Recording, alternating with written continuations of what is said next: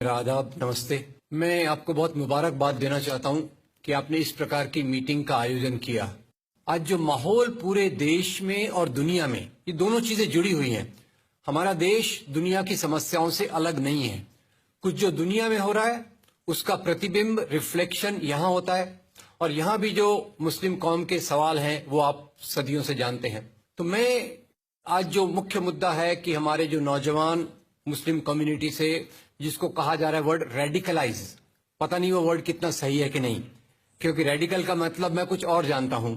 Radical का मतलब मैं जानता हूं कि वो व्यक्ति जो समाज को महत्वपूर्ण तरीके से बदलना चाहते हैं बेहतर बनाने के लिए, वो मेरी समझ है रेडिकल की। पर ये आज जो माहौल में जिस प्रकार का रेडिकलाइजेशन ऑफ यूथ किया जा रहा है, उसके लिए कौन जिम्मेदार है? इस्लाम जिम्मेदार है, मुसलमान जिम्मेदार है, या कोई और ताकतें हैं जिसके कारण ये आज का कैंसर हमारे समाज में बढ़ रहा है? ये हमको सोचने की जरूरत है। तो खैर, मेरे पास थोड़ा वक्त है तो मैं इसको दो मुद्दों में देखना चाहूंगा। एक तो ये जो पूरी प्रोसेस चालू हुई है वो 9/11 के बाद से चालू हुई है। 9/11/2001 आपको याद होगा, 2 एरोप्लेन। खैर, मैं कुछ चीजें दोहरा रहा हूं ताकि हम समझ सके आईएस आया कहां से। ये ऊपर से टपका कि अंदर से कोई ऐसी चीज है जो इस कैंसर को बढ़ावा दे रही है।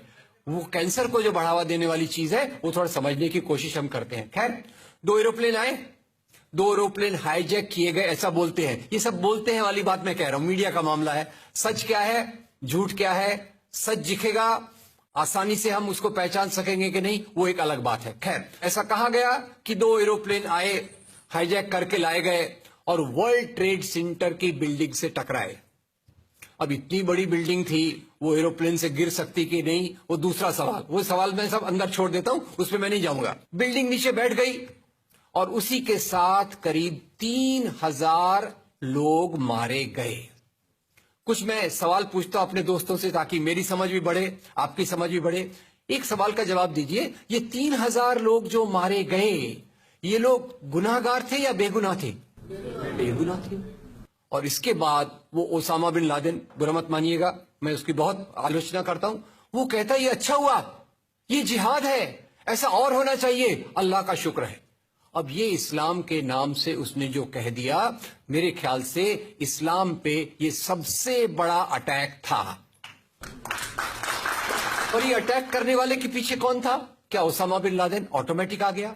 ये अलकायदा कहां से बना? तो इसके बारे में भी बहुत गहरी सारी चीजें हैं जिसका मैंने स्टडी किया है, कुछ उस पर लिखा भी है। मैं बताता हूं, ये अलकायदा बनने की प्रोसेस की शुरुआत ही बाद में जाकर आईएसआईएस में तब्दील होती है। मैं इसको सवाल के रूप में पूछता हूं, देखिए, अगर इस्लाम के कारण आतंकवाद होता, मेरा सवाल जरा समझ लीजिए, अगर इस्लाम के कारण आतंकवाद होता तो दुनिया के कौन से देश में सबसे ज्यादा आतंकवादी होना चाहिए? इंडोनेशिया में। सऊदी अरेबिया बहुत छोटा है, पता नहीं हमारे बंबई के बराबर भी है कि नहीं। सऊदी अरेबिया बहुत छोटा है, सबसे ज्यादा आतंकवाद होना चाहिए इंडोनेशिया में, दुनिया का सबसे बड़ा मुस्लिम देश। वहां इस प्रकार का आतंकवाद नहीं है। नंबर 2, वो एरिया देखिए, अभी सवाल आपको बताया गया, उसको याद रखिएगा। इस दुनिया के आतंकवाद से, जिसको इस्लामिक आतंकवाद कहा जाता है गलती से, कैसा कहा जाता है वो भी मैं बताऊंगा। इस आतंकवाद से मारे जाने वाले ज्यादा लोग, इससे मारे जाने वाले ज्यादा लोग हिंदू हैं, मुसलमान हैं या क्रिश्चियन हैं? मुस्लिम हैं। इस्लाम के नाम पे आतंकवाद है, सबसे ज्यादा कौन मारा जाता है? मुस्लिम। अब तीसरी बात का ख्याल कीजिए, किस एरिया में इसका लोकेशन है? This terrorism is located in which area? तो उस एरिया की मैं 3 आपको बातें बताता हूं। उस एरिया में, जिसको मैं वेस्ट एशिया कहता हूं, पश्चिम एशिया में 3 चीजें हैं। नंबर 1, वहां रहने वालों में मुसलमान ज्यादा है, यस नो? उसी एरिया में आतंकवाद ज्यादा है, उसी एरिया में तेल का खजाना है। तो आतंकवाद तेल के कारण है कि इस्लाम के कारण है? तेल के कारण है। और तेल का कब्जा कौन करना चाहता है? तेल का कब्जा वो ताकत करना चाहती है जो वॉशिंगटन में बैठे हुई पूरी दुनिया को नचाते रहती है। काम करने वाला कोई और गुनाहगार कोई और बनाया गया। अब ये आया कैसे? तो आपको बता दूं कि ये अल कायदा के जो मदरसे, अब मदरसा अपने आप में खतरनाक शब्द उसमें कर देते हैं, कुछ मदरसों में इस आतंकवाद की ट्रेनिंग दी गई। इस्लाम के कारण गलत। ये जो मदरसों में आतंकवाद की ट्रेनिंग दी गई, उसके पीछे भी जो हाथ था, दो चीजों का था। सबसे बड़ा हाथ था अमेरिका का। अमेरिका ने $8,000 मिलियन, 7,000 टन हथियार दिए अलकायदा को। उनका ब्रेन वॉश किया गया। इस्लाम के जो दो महत्वपूर्ण शब्द हैं, माफ कीजिएगा अगर मैं कुछ गलत कहूं, मैं इस्लाम का स्कॉलर नहीं हूं, समझने की कोशिश करता हूं, कुछ मैंने गलत कहा तो उसमें माफ कर दीजिएगा। तो दो शब्दों को उन्होंने बदल दिया। एक शब्द था जिहाद। जिहाद तो जो है जिहाद अकबर, जिहाद असगर। जहां तक मेरी समझ है, जिहाद अकबर का मतलब होता है अपनी बुराइयों के खिलाफ लड़ना। जिहाद असगर का मतलब होता है समाज की बुराइयों के खिलाफ संघर्ष करना। तो इस जिहाद शब्द का मतलब बदलकर कर दिया गया कि जो भी व्यक्ति आपसे असहमत है, जो भी व्यक्ति को किसी को पहले काफिर लेबल करो। अब काफिर का भी एक बहुत अलग मतलब है, I won't go to the details of that. तो काफिर किसी को बोलो, उसको मारो, तो उसको जिहाद के नाम दिया गया। और ये ट्रेनिंग उन मदरसाओं में हुई जिसको अमेरिका ने पैसा दिया, अमेरिका ने सिलेबस भी दिया। और तो और मेरी समझ है, मदरसों में कुरान की ट्रेनिंग देते हैं। वो कैसे होना चाहिए वो आपके बीच में चर्चा का मुद्दा है, पर यहां जो ट्रेनिंग दी गई उसका सिलेबस वॉशिंगटन में बनाया गया। और खैर ये क्यों बनाया गया, उसके पीछे मैं पहले बहुत कोशिश करके, मेहनत करके लोगों को बोलता था ये अलकायदा इसके लिए बनाया गया। बाद में मेरे हाथ में एक बहुत अच्छी चीज आई। अब यूट्यूब में कई चीजें बहुत अच्छी है, कई चीजें खराब हैं। यूट्यूब के कारण हमारे कई नौजवान भटक भी रहे हैं, पर यूट्यूब की कुछ अच्छी चीजें आपको बताता हूं। यूट्यूब में आप सर्च कीजिएगा 3 शब्दों को, हिलरी क्लिंटन, अलकायदा, अमेरिका। उसमें आपको 4.5 मिनट का एक वीडियो मिलेगा जिसमें हिलरी क्लिंटन बताती है, मैं नहीं कह रहा, हिलरी क्लिंटन कहती है कि हमको रशियंस के खिलाफ लड़ना था।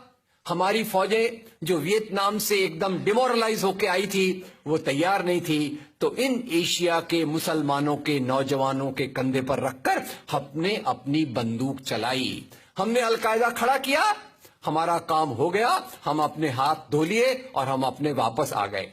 तो यानी हमने कैंसर के बीज डाल दिए, हम तो अपने देश में सुरक्षित हैं। उसका जो नतीजा भुगतना हो वो एशिया के लोग भुगते, वेस्ट एशिया के लोग भुगते। और उसी के साथ 9/11 के बाद, उसी के साथ अमेरिकन मीडिया ने एक सबसे खराब काम किया, the most anti human act in the history of Mankind.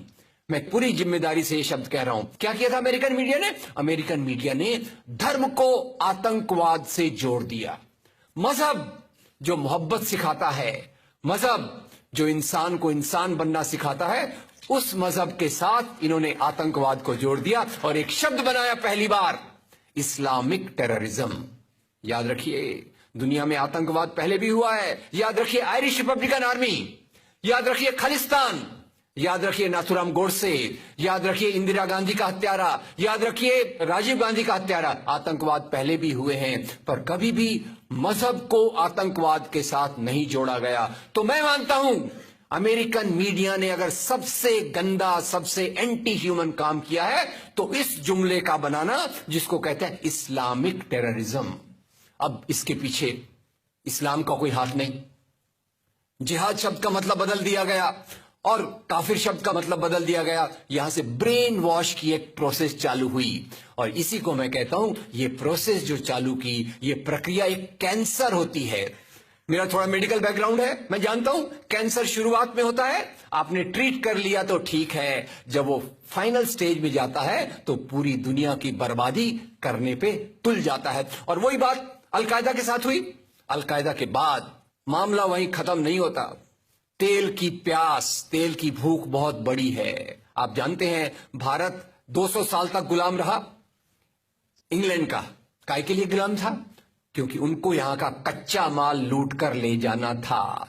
After colonialism there is imperialism, और ये इंपीरियलिज्म चाहता है दुनिया के रॉ मटेरियल्स, दुनिया के रिसोर्सेस को लूटकर अपनी समृद्धि को, अपनी प्रॉस्पेरिटी को बढ़ाया जाए। और उसी के चलते उन्होंने एक और काम किया और वो काम था इराक पे हमला।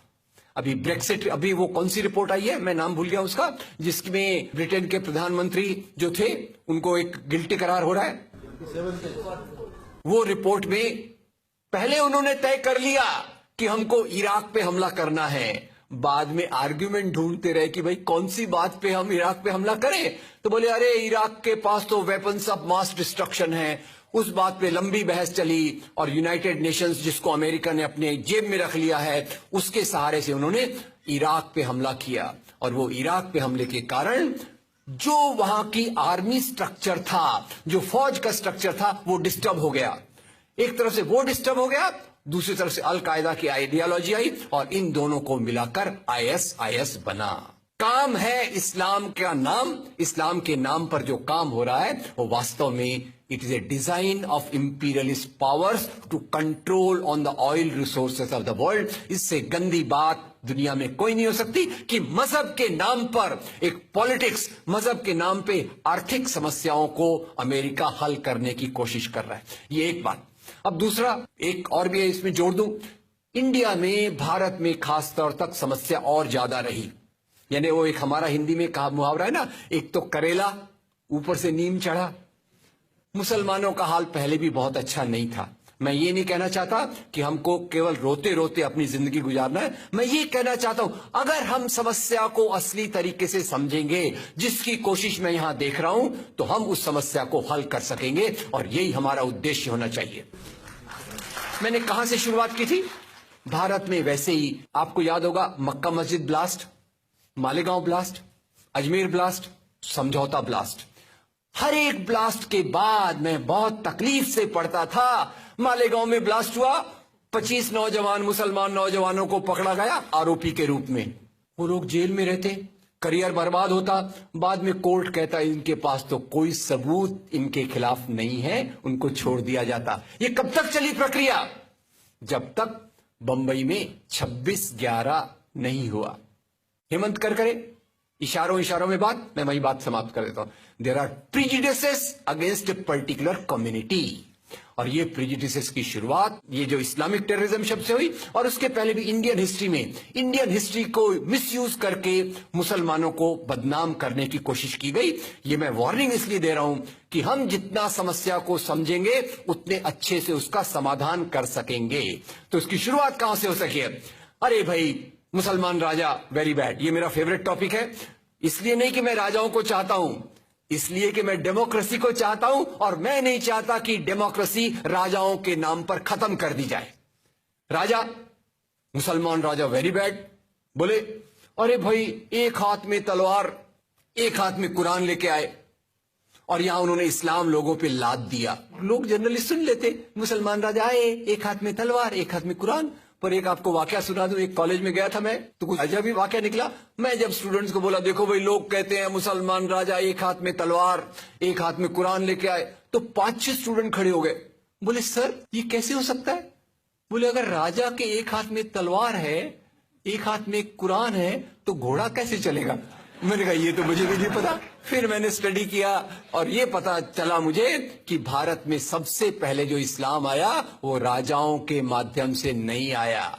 मैं तो यहां तक भी कहता हूं इस्लाम राजाओं के माध्यम से नहीं आया, इस्लाम संतों के माध्यम से आया, इस्लाम मोहब्बत के रास्ते से आया। इस्लाम आया क्योंकि यहां की